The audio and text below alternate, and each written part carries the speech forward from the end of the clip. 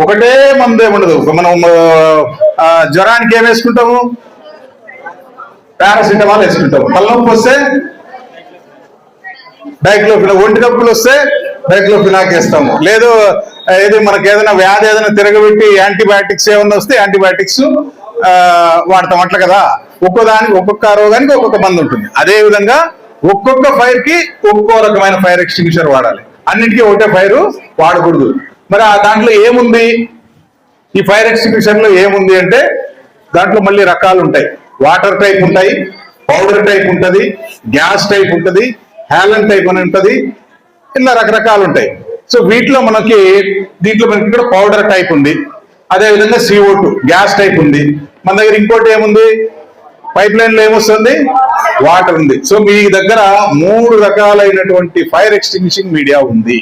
మరి దీంట్లో ఏది వాడాలి సార్, ఎప్పుడు వాడాలి సార్ అంటే, దీన్ని మనం ఫర్ ఎగ్జాంపుల్ ఎక్కడైనా మీకు కంప్యూటర్లు అన్నీ ఉన్నాయి, మీ స్కూల్లో కంప్యూటర్లు ఉన్నాయి కదా, వైరింగ్ ఉంది, ఇలాంటివి ఉన్నాయి. ఇలాంటివి కాలినప్పుడు మనము ఆ బకెట్ల పక్కనే నీళ్లు ఉన్నాయి, పోస్తామా? పోయకూడదు. పోస్తే ఏమవుతుంది?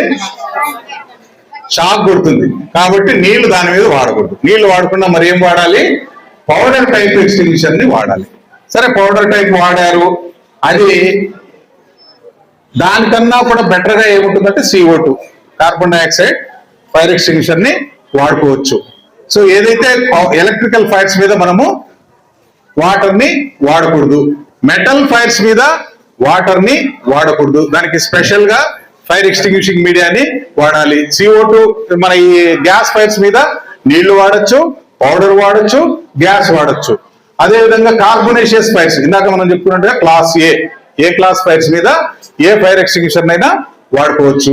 B క్లాస్ ఫైర్ మీద మరి ఏం వాడాలి? B క్లాస్ అంటే ఏంటి? ఇందాక మనం అనుకున్నాం, వంట చేసేటప్పుడు మా ఫైర్ ఆఫీసర్ చెప్పారు, వంట చేసేటప్పుడు మీరు నీళ్ళు ఇట్లా చిలకరిస్తా ఉంటారు. దాని మీద ఏమవుతుంది? అప్పుడు ఫైర్ ఇంకా పైకి వస్తుంది. ఎట్లా, ఎందుకని వస్తుంది? మీరు ఎప్పుడైతే ఆయిల్ బాగా వేడెక్కిందా లేదా అని చెప్పి నీళ్ళు ఇట్లా చిలకరిస్తారు కదా, చిలకరించినప్పుడు ఆయిల్ బాయిలింగ్ టెంపరేచరు, అంటే బాయిల్ అంటే ఉడకడం, బాయిల్ కావడం, సో బాయిల్ వేపర్స్ వస్తూ ఉంటాయి అనమాట. ఆ టెంపరేచర్ అనేది చాలా ఎక్కువ. ఫర్ ఎగ్జాంపుల్ దానికి 400-500 డిగ్రీ సెంటిగ్రేడ్ ఉంటుంది. అదే వాటర్ తీసుకుంటే వాటర్కి ఎంత ఉంటుంది? సైన్స్ టీచర్ చెప్పాలి, 100 డిగ్రీ సెంటిగ్రేడ్. మరి మనం 100 డిగ్రీ సెంటిగ్రేడ్ దగ్గర ఆవిరైపోయే నీటిని 500 డిగ్రీ సెంటిగ్రేడ్ ఉన్న ఆయిల్ మీద వేస్తే ఏమవుతుంది? లోపలికి వెళ్ళి అది వేపర్ అయిపోతుంది, గాలి రూపంలోకి